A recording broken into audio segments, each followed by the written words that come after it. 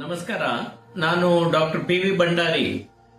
ಇತ್ತೀಚೆಗೆ ನೀವು ಬೆಂಗಳೂರಿನಲ್ಲಿ ಜಾಂಬಿ ಡ್ರಗ್ಸ್ ಗಳ ಕಾಟ ಅಂತ ಇದನ್ನ ಕೇಳಿರ್ಬೋದು. ಇದು ಈಗಾಗಲೇ ಸುಳ್ಳು ಸುದ್ದಿ ಎನ್ನುವುದನ್ನ ನಮ್ಮ ಕರ್ನಾಟಕ ಸರ್ಕಾರದ ಗೃಹ ಮಂತ್ರಿಗಳು, ಪೊಲೀಸ್ ಇಲಾಖೆ ಒಂದು ಸೃಷ್ಟೀಕರಣವನ್ನ ನೀಡಿದೆ. ಒಬ್ಬ ಮನೋವೈದ್ಯನಾಗಿ ನಾನು ಈ ಬಗ್ಗೆ ಒಂದಿಷ್ಟು ವಿಚಾರಗಳನ್ನು ಹಂಚಿಕೊಳ್ಳಿಕ್ಕೆ ಇಷ್ಟಪಡ್ತೇನೆ. ಅಮೆರಿಕದ ಫಿಲಾಡೆಲ್ಫಿಯಾದಲ್ಲಿ ಇದು 2016ರಲ್ಲಿ ಮೊಟ್ಟ ಮೊದಲಿಗೆ ಉಪಯೋಗಿಸಿದಂಥದ್ದು ಈ ಝೈಲಜಿನ್ ಅನ್ನುವಂಥದ್ದು. ಇದು ವೆಟರ್ನರಿ ಡ್ರಗ್. ಇದು ಪ್ರಾಣಿಗಳಿಗೆ ಅರಿವಳಿಕೆ ಕೊಡುವುದಕ್ಕಾಗಿ ಉಪಯೋಗಿಸುವ ಒಂದು ಡ್ರಗ್ ಆಗಿದೆ, ಝೈಲಜಿನ್ ಅಂತ.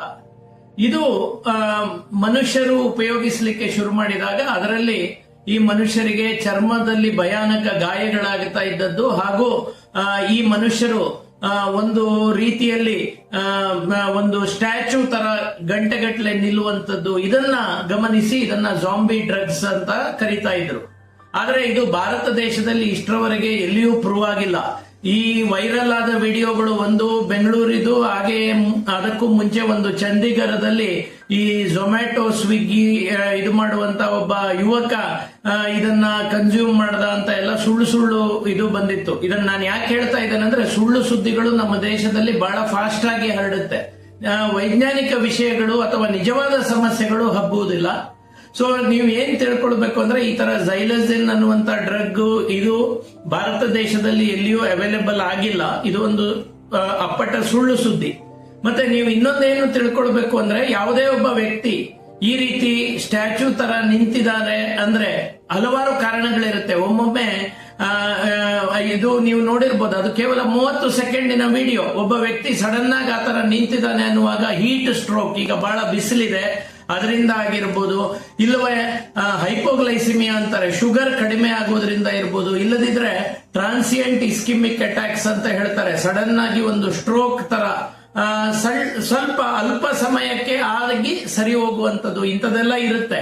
ಇದನ್ನ ಯಾಕೆ ಹೇಳ್ತಾ ಇದ್ದೀನಿ ಅಂದ್ರೆ, ಇಂಥ ಸನ್ನಿವೇಶಗಳನ್ನು ಗಮನಿಸಿದಾಗ ಅದನ್ನು ವಿಡಿಯೋ ಮಾಡುವುದಕ್ಕಿಂತ ಅವ್ರಿಗೆ ಏನಾದರೂ ಸಹಾಯ ಮಾಡ್ಲಿಕ್ಕೆ ಆಗತ್ತಾ ನೋಡುವ ಅನ್ನುವುದನ್ನ ನಾನು ಜನಸಾಮಾನ್ಯರ ಗಮನಕ್ಕೆ ತರ್ತಾ ಇದ್ದೇನೆ.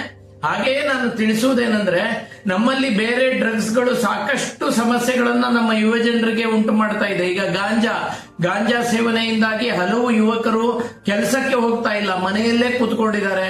ಹಲವು ಜನ ಸ್ಪೀಡ್ ಆಗಿ ಗಾಡಿ ಓಡಿಸಿ ಸಡನ್ ಆಗಿ ಬ್ರೇಕ್ ಹಾಕೋ ಬದಲು ಆಕ್ಸಲರೇಟರ್ ಹಾಕಿ ಅದರಿಂದಾಗಿ ಆಕ್ಸಿಡೆಂಟ್ ಗಳನ್ನ ಮಾಡ್ಕೊಂಡಿದ್ದಾರೆ. ಗಾಂಜಾ, ಅಫೀಮು, ಹಾಗೆ ನಿದ್ರೆ ಮಾತ್ರೆಗಳು, ಈ ತರದ ಬೇಕಾದಷ್ಟು ಡ್ರಗ್ಸ್ ನಮ್ಮ ಯುವ ಜನರ ತಲೆಯನ್ನ ಹಾಳು ಮಾಡ್ತಾ ಇದೆ. ಇದನ್ನ ಸರಿಪಡಿಸುವುದು ಹೇಗೆ ಅನ್ನೋದ್ರ ಬಗ್ಗೆ ನಾವು ಯೋಚನೆ ಮಾಡುವ ಹೊರತು ಸುಮ್ಮನೆ ಈ ತರದ ಈ ಜಾಂಬಿ ಡ್ರಗ್ಸ್ ಅದು ಇದು ಅಂತ ಹೇಳಿ ಅದರ ಬಗ್ಗೆ ಸುಳ್ಳು ಸುದ್ದಿಗಳನ್ನ ಹಬ್ಬಿಸಿ ನಮ್ಮ ಜನರಲ್ಲಿ ಭಯವನ್ನ ಉಂಟು ಮಾಡುವುದು ಬೇಡ. ಇದು ನಾನು ಈ ವಿಷಯವನ್ನ ಯಾಕೆ ಹಂಚಿಕೊಳ್ತಾ ಇದ್ದೇನೆಂದ್ರೆ, ಕಳೆದ ಒಂದು ವಾರದಲ್ಲಿ ಸುಮಾರು 5-6 ಜನ ನನಗೆ ಫೋನ್ ಮಾಡಿದ್ರು, ಈ ಜಾಂಬಿ ಡ್ರಗ್ ಅನ್ನೋದು ನಿಜಾನ, ಇದು ಬಂದ್ಬಿಟ್ರೆ ಇನ್ನು ನಮ್ಮ ಗತಿ ಏನು ಅಂತ. ಸೊ ಅದಕ್ಕೆ ನಾನು ಈ ಒಂದು ವಿಡಿಯೋವನ್ನ ಮಾಡೋಣ ಅಂತ ಅನ್ಕೊಂಡೆ.